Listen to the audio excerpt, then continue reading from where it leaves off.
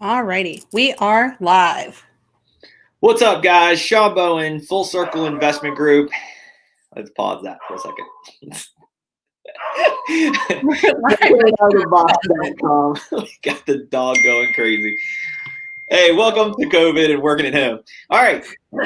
So, guys, today we are going to get in here and talk about dealing with sellers and what does it look like to talk with a seller and actually get information as you're trying to build rapport, as you're trying to really get the barrier down of, you're the bad investor versus, somebody that's actually helping the client, helping the seller to get to their end goal of getting this problematic problem off of their plate. Okay. So we're going to go over the 5 items that we always talk about that you're trying to gather, which is, why are you trying to sell? What's the condition of the home? A certain and specific way to ask about maybe the price of the property they want. And then, of course, getting into, do they owe something on it, and a certain way to ask it. Okay. So, guys, as you're coming on, please let us know where you're coming in from. If you'll leave a message here with us and let us know where you're seeing this live at. I think we stream this to YouTube, our private group, Virginia Wholesale Real Estate, and then we have our Wholesaling Out of the Box page that we stream this live to. So whether you're on the replay or whether you're live, let us know where you're coming in from, and leave us a comment and notes over there and tell us, if this is helpful, or ask some questions. We'll come back and, comment later to you and see if we can help you. But again, today we're focused on what is it like to talk to a seller and the questions that you need to ask in order to build the rapport with the seller of how to get to the why, right? So one of the things that we focus on a lot on is, why is the seller selling in general? The agenda that most people, I feel like, are trying to deal with sellers is they're always trying to talk about their agenda, right? They care about how many bed, bath, square footage. This stuff is good, but it's not nearly as important, because you can look all that stuff up later. You just need an address, right? So if you care about the bed, bath, and square footage, you can see that as you're going later down the road, okay? But initially, you want to get into why are they selling? Get into their reasons of why, right? Is it a specific reason based off, you should know from your campaign and marketing what the lead source came from. For example, for some of us would be tax code, probate, divorce. These are the kind of things that come in. So we kind of know there's a motivation already. But if you're just hitting a list and an absentee owner list with maybe equity position, there's not really a set motivation, except for they don't live in the home. So now you got to dig into the why. Why do they want to sell the home today? Is there something specifically that you can help them with, right? Why is it their the selling, that, again, this is the selling point, but listening to their motivation is more important. Digging into the questions of, hey, why are you selling, just out of curiosity, why are you selling this property today? Or why would you be interested in selling this property? What does that sound like? And most of the time you're going to hear people say, like, well, I got your text, or I got your voicemail, or I got your mail piece, and it said you're interested in buying. So I just figured I'd call and see what the number was. Well, then getting into what that sounds like is, how do you talk to the seller of asking the questions? Mr. Seller, did I catch you at a good time? I appreciate you calling me. Take them down the road of what you're about to do. So it's like they're looking down the tunnel of where you're going. So what I'd like to do is ask you a few questions about the home, right? And probably going to run through like an exterior and interior setup. So what does that look like for, let's say, hey, we want to see this home, but like if you were virtually walking through it as you were physically. So, okay, what's the roof look like? You work your way down, windows, siding, the foundation, and you're going to work your way on the inside, right? And then you're asking about big ticket items on the inside. You're talking about the kitchens, the baths, the electrical, the plumbing, the floors. Obviously, it's going to get painted, and then any, electrical packages and stuff like that. So what you're doing is you're walking the seller through a quick questionnaire to get a visual of what it might cost for the home to be repaired, right? To ultimately back into a number Big ticket items, guys, like this is something that we do locally here, where we do these property walkthroughs once a month, and we take you through this and we show you what things look like and where things are in the home, so that when you get to these properties, or when you're over the phone doing a virtual walkthrough, you can do the same concept and get the same result without having to physically go to the property. Ultimately, you have to go to these properties. You can't just sight unseen, right? But most of the time, if sellers aren't giving you everything, at the end of this, you can go back and, okay, well, we missed a few things, so there's a little bit more repairs. So the idea here is talking to them about why they're selling, asking things about the property. What we'll never do is talk negative to the seller. We're always asking the seller for permission, right? I'm always interested in saying, do you have time to talk? Is this a good time, right? Give them the opportunity to say no so that they can walk away from the conversation, right? Two things will happen there. It's going to help you and save time, right? Maybe you miss them at the wrong moment. And if you're just trying to shove your agenda down and like, we need to talk, we need to talk, we need to talk, they are not going to engage you. They're not going to talk with you. It's not a comfortable conversation, right? So you need to ask the seller, doesn't matter if it's inbound, outbound. Oh, will I catch you at a good time? Because I like to ask a few questions and just kind of get an idea of the property and kind of what its condition. And then yes or no, right? No's okay. No means no, I'm not interested today. That's fine, but maybe call me back in a few hours. Maybe call me back another day. That's another follow-up touch. You're probably going to do one step, if not two steps more than the next person that says, yeah, I'll follow up, and they never do. Okay. So talking to the seller, being very defined in your questions, right? But letting them talk to, what's going on with the home so that you can get a really good visual of the property, to maybe, if you're fortunate enough to be sitting in front of a computer, and then be able to say what is going on. Well, I can look up some comps, right? I can see some homes selling in this area. Mr. Seller, did you see what things were selling for around you? The home sound, and we'll go the positive way, right? The home sounds like it's in really good condition, but it sounds like it's more of a retail condition.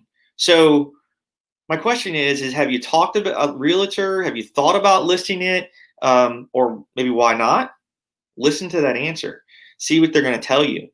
The rebuttal from that is either going to be really good or really bad. And usually the really good part is listening to what they say, right? Maybe they've dealt with the realtor, they had it listed, they couldn't get their number, they had a bunch of people walk through the property, but they couldn't get the number they wanted, right? Or did they have a really bad experience where the realtor told them to put money into it and they didn't sell the property, so now they're out the money. They've got a very negative taste for dealing with the realtor or the retail side of things. So that could be another discussion, right? But again, you're digging for the information on why the seller has to sell and not wants to sell, right? We're looking for motivation. And what you're looking for is the keys here that say, I can sell today because of this reason, in order for you to help me solve it, right? And that's what you as the wholesaler are doing. You're helping them solve a problem. You're helping them fix an issue that otherwise can't be fixed in the traditional sense of retail, right? It doesn't qualify for a loan. It doesn't qualify to be listed with an agent because the numbers don't make sense. So how do you get them to trust, like, and believe with you in order to work with you at the correct number? That is a big part of this. So taking a break for a second. Just anybody that's here currently, again, if you guys are watching, please come back to the replay here. Give us some notes. Let us know where you're coming in from, where you see the information at. If this is helpful, if this is stuff that you try to use in your day-to-day operations, where you're talking to sellers and trying these tactics, right? Actually, leave the link for you guys. You can join it. It's in the description. Just says to jump in here. That way Facebook recognizes you. We can see who you are and hopefully engage with you. So again, guys, back to this, dealing with sellers and dealing to their why is very, very important. Ashley wrote in the notes, building rapport without losing the deal because you were too abrupt. Another one of these that I like to talk about is how can you ask the seller if they owe a mortgage on the home without asking it in that direct form? What do you owe on your home, right? How much do you owe on your home? Those are very abrupt and they're very abrasive, right? But as you're talking to sellers and maybe you're just asking different questions, you can throw in well, you own this free and clear, right? And usually it's just a yes or no statement. Or without even thinking, they'll be like, well, no, I owe 125,000 or I owe 90,000, whatever the number is. So there's a way, and that way to ask that again is not being abrupt, and it helps you understand, can you even help them? Because now what's the next step? Does it match up with your Mayo formula? Is it not going to even be close because you've gone into the cash number, it's too low, right? Or can you get creative with it? Can you come up with an owner finance situation or maybe a subject to situation, just depending on their answer? A good example of that would be you own it free and clear. Yeah, we don't owe anything against it. Great. So you want $150,000. Would you be willing to allow us to pay you a monthly payment until we pay that off? Well, I don't know. What does that look like? They've never heard it. They've never understood it. They've never seen it. So does it allow you to come up with creative financing ways to have an exit strategy on the deal 3 times instead of 1? Again, being abrupt, and everybody just wants to have a real conversation, just talking with the seller on a real talk, right? We talk about this as a joke, but like for some reason, people get into real estate and they start getting into this I, thou, thee scenario where professional is one thing, but just outright unrealistic with words and vocabulary just doesn't work. I don't understand it. Just have a real conversation with your seller. Take the time to listen to what they're saying, engage what they're saying, and write down notes. This is going to be a massive help when it comes time to following back up with that seller. A really good example would be, what if you had a seller say, I don't know, like, I'm not interested in selling today, and I've got really short time. I've got to get my mom to a doctor's appointment. That one little note could be when you follow up next time. Hey, Shirley, this is Shawn. I was just following up with you. I know last time you said your mom had a doctor appointment, so hopefully I caught you at a good time today. 2 things have happened there. One, you're bringing up an old conversation that should recognize you and that piece. Number 2, you're engaging the seller that you actually were paying attention and had notes on it, right? Like they recognize you, they remember you, something stood out about the conversation. Because if not, then you're just sounding like any other buyer. If you're going, what happens most of the time is these scripts, people sound very scripted. They sound very robotic. Well, you're putting the seller to sleep. You're not engaging them, right? They have no interest in you. All they want to do is get the number out of you, right? And that's the other part of this. I will leave a conversation and not even give a number. Like I'll get a number if I can, but I'll leave on the table like, sorry, I can't give you a number right now, but let me do some research and then follow up with you. Guys, once you give the number, that's it. It's over. There is nothing else, right? Unless their motivation changes, because everybody's out here shopping the number.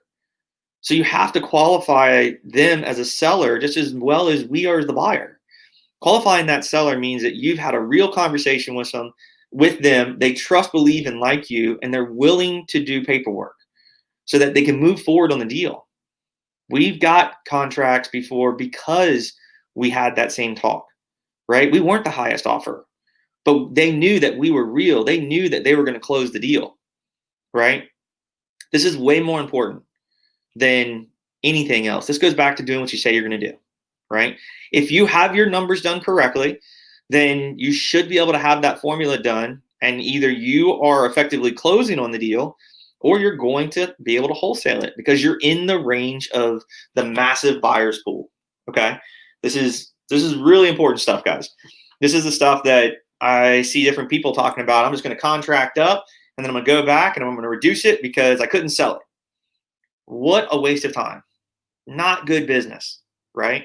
So know your numbers. Take the time to ask these questions of these sellers to really build out a rapport with the seller and engage them with things they talk about.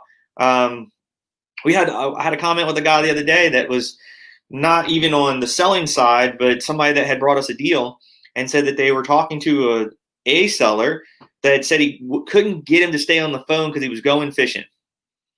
So let the guy go fishing, right? Like, if you're trying to push them, they're not going to want to talk to you anyway.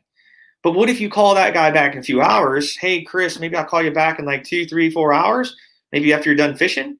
Does that sound good? Yeah, sounds good, man. I'm just trying to get out of the door. All right, cool. So then when you follow up with a guy, hey, Chris, what's up? You catch anything? Like, these are conversations that matter. This is the rapport building that matters. And these are the types of things that make you different as a wholesaler to be a successful one versus just sounding like somebody else on the phone, that these scripts and robotic feels, right? So building rapport with your seller is very important. And taking the time to ask the question of why they're selling is very important. Getting to the asking price, you can get there a few different ways by reverse engineering it, right? Like, Mr. Seller, notice that you said you're interested in selling this property. After you've gone through all this stuff and all these questions, you come back to the one question, and now they've answered it. Okay, Mr. Seller, if I could pay you all cash, close in 14 days, pay all your closing costs, what's the least you would accept? Right? And that one question goes back and forth every time. I just shut up, I don't say anything else, and I let them talk. Because what's going to happen is they're going to come back and tell you what's up. They're going to tell you why their number makes sense. They're going to tell you why this number is justifiable. Well, then all the notes you took about the reasons of why they're selling this home are now pain points to go back and talk to, right? You're helping them realize why you're working with them or why they want to work with you. You're helping them solve a problem. If you're not solving anything, doesn't matter any of these talks at all. You have to be helping solve a problem.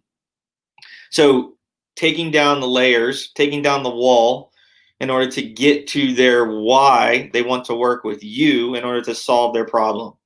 That's what this is all about. So guys, hopefully this was helpful. Try to keep these things in a condensed version. Lunchtime lives, most people are at lunch, take a little break, come through, watch these, and use some of these tactics.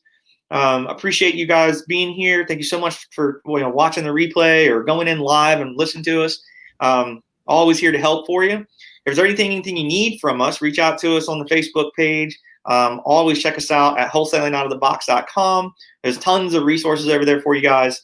If you ever need us or me individually, you can reach out to me on Facebook or Virginia Wholesale Real Estate. That's one of our open Facebook groups that we do a lot of business there, and all the state of Virginia guys come in there and they're trying to do deals and then share information like this. So again, thank you so much for taking the time to watch this and be here with us today. I appreciate it. If there's anything you need, feel free to reach out anytime. Talk to you soon. Later.